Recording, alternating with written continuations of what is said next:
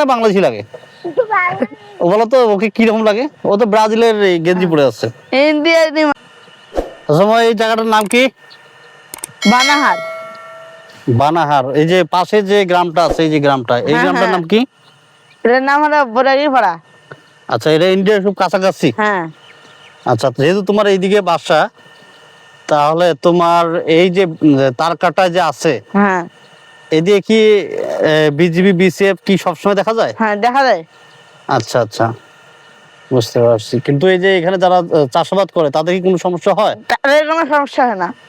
ও, ওদের যখন এদের কোনো কৃষি কাজ করার প্রয়োজন হয়, তখন এরা যদি ওদের সীমানার বাইরে যায়, যখন ওরা এসে কিছু গালি বকা দেয়। আচ্ছা আচ্ছা আচ্ছা আচ্ছা আচ্ছা। এমনিতে এখানকার পরিবেশ কিরকম? কোনো ধরনের গন্ডগোল বা কোনো হট্টগোল হয় নাকি? হট্টগোল হয় না, তখন কিন্তু মাল পারাপার হয়, তখন তখন সমস্যা হয়। তখন সমস্যা। আচ্ছা আচ্ছা আচ্ছা। কি ধরনের মালামাল বেশি পারাপার হয়? যেমন গাঁজা, ফেন্সিডিল, এগুলা মানে নেশাদ্রব্য, হ্যাঁ, নেশাদ্রব্য যত সকল জিনিস আছে, সকল জিনিস এই জিনিসগুলো ইন্ডিয়া থেকে বেশি পরিমাণ পাচার হয়। আমি কিছু দূর একটু আগেও কিছু দূর যে এখানে যখন নামি তখন দেখছিলাম যে একটা ফেন্সিডিল বোতল কে যেন খেয়ে ফেলাই দিছে। হ্যাঁ, এগুলো সচরাচর বেশি এদিকে মানুষ পাওয়া যায় আর কি। আচ্ছা আচ্ছা আচ্ছা, এর কি অবস্থা? এগুলা কি মানে প্রতিরোধ করার জন্য কি ওই দেশে কোনো আইন কানুন বা এই দেশে আইন কানুন এরকম কি? এরকম কোনো কিছু নাই। যদি ওদের কোনো কিছু টাকা দাও, হ্যাঁ, তখন ওরা দেয়। ও আচ্ছা আচ্ছা আচ্ছা আচ্ছা, বুঝতে পারছি। মানে এক এক ধরনের বিডিআর এক এক রকম, এক এক ধরনের বিসিএফ, এখানে তো বিজিএফ বিসিএফ এক এক রকম, মানে এক একজন এক রকম আছে। কেউ ভালো কেউ খারাপ, কেউ টাকা বাইরে ইনকাম করতে চায় না।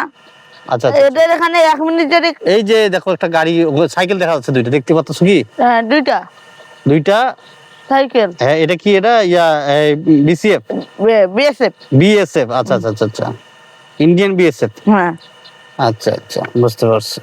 তো বাংলাদেশি তো এই যে বাংলাদেশের একটা ক্যাম্প দেখতেছি এখানে, যে বিডিআর ক্যাম্প, এখানে কোনো লোক বিডিআর পাচ্ছি না আর কি। আমি গত কয়েকদিন আগেও যেটা আসলাম, এখানে বিডিআর তো আমি পাচ্ছি না।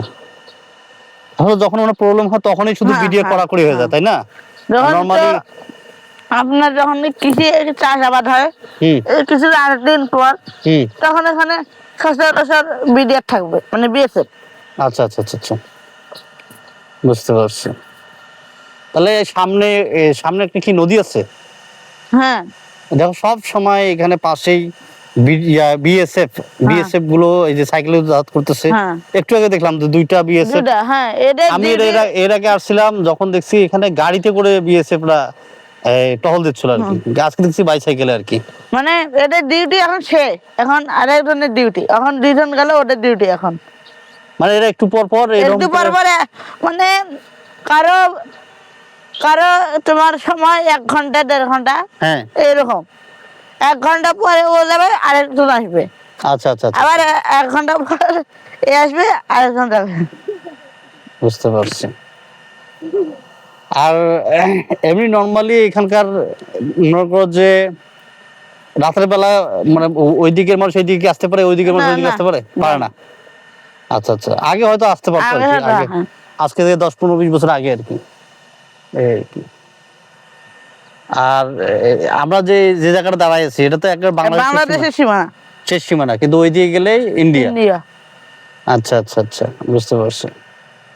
আর ওইদিকে তো অবশ্যই এরকম গ্রাম ট্রাম আছে, তাই না? কিন্তু কি গ্রাম আছে তোমার বাপসা ছাড়া বলতে পারবে না, তুমি বলতে পারবে না। আচ্ছা আচ্ছা আচ্ছা, এর কি অবস্থা? এই আন, কি করতেছো ওদিকে? এদিকে আসো বাবা, ইন্ডিয়ান বিএসএফ রা ধরে ফেলবে, বুঝো না বিষয়টা? সতর্ক থাকা ভালো না? তাতে আবার তুমি হেলমেট পরছো, ব্রাজিলের জার্সি পরছো, বিষয়টা কেমন না? আর তোমাকে দেখতে দেখতে তো কি ইন্ডিয়ান লাগে না? হ্যাঁ, ইন্ডিয়ান মনে হচ্ছে। তুমি কিসের সমর্থক? ইন্ডিয়া না আর্জেন্টিনা, ব্রাজিল? ব্রাজিল, এই জন্য ব্রাজিলের জার্সি পরছো? আচ্ছা আচ্ছা, এর কি অবস্থা? তবে এখানে যদি কেউ আসতে চান তাহলে সকালের দিকে আসবেন, আরো সুন্দরভাবে দেখতে পারবেন। এখন আসলে সন্ধ্যের দিকে কাছাকাছি তো আসলে এরকম পাওয়া যাচ্ছে না আর কি, দেখানো যাচ্ছে না। তা তোমার এখানে কোনো বন্ধু বন্ধু আছে নাকি আশেপাশে? না বন্ধু বন্ধু নাই না? না এর কি অবস্থা। আর আমরা এই দিক পার হতে চেষ্টা করছিলাম, কিন্তু এই নদীর কারণে বের হতে পারিনি আর কি। সামনে গেলে একটা নদী আছে, যেটা আসলে নদীটা পার হওয়া খুবই মুশকিল। আমরা পানি। সেফ জোনে থেকে ভিডিওটা করার ট্রাই করতেছি। খুবই ভয় লাগতেছিল, অনেকে মানা করছিল যে ওইদিকে যায়েন না, গেলে সমস্যা হবে বলছিল না? হ্যাঁ কয়েকজন বলছিল, অনেক কয়েকজন বলছিল। আর একটা জন বলছে এবং কিছু কিছু লোকও বলছিল যে এখানে বিডিআররা আশেপাশে থাকতে পারে, তখন আপনাদেরকে অপমান করতে পারে, ধমক দিতে পারে, অনেক ধরনের কথা বলতে পারে, ঠিক আছে, অপমান করতে পারে, থাকবে সেটা নির্দেশনা দিচ্ছিল আর কি। এই জন্য আমরা বেশি দূর কাছাকাছি যাইনি। থাকবে কালকে থাকবো না, মানে থাকবো না। থাকবে চলো তাহলে আর বেশিক্ষণ এখানে অপেক্ষা না করি, না, যেহেতু আমরা পরিবেশ বাসায় খারাপ। যাবো। চলো। ঠিক আছে, চলো চলো।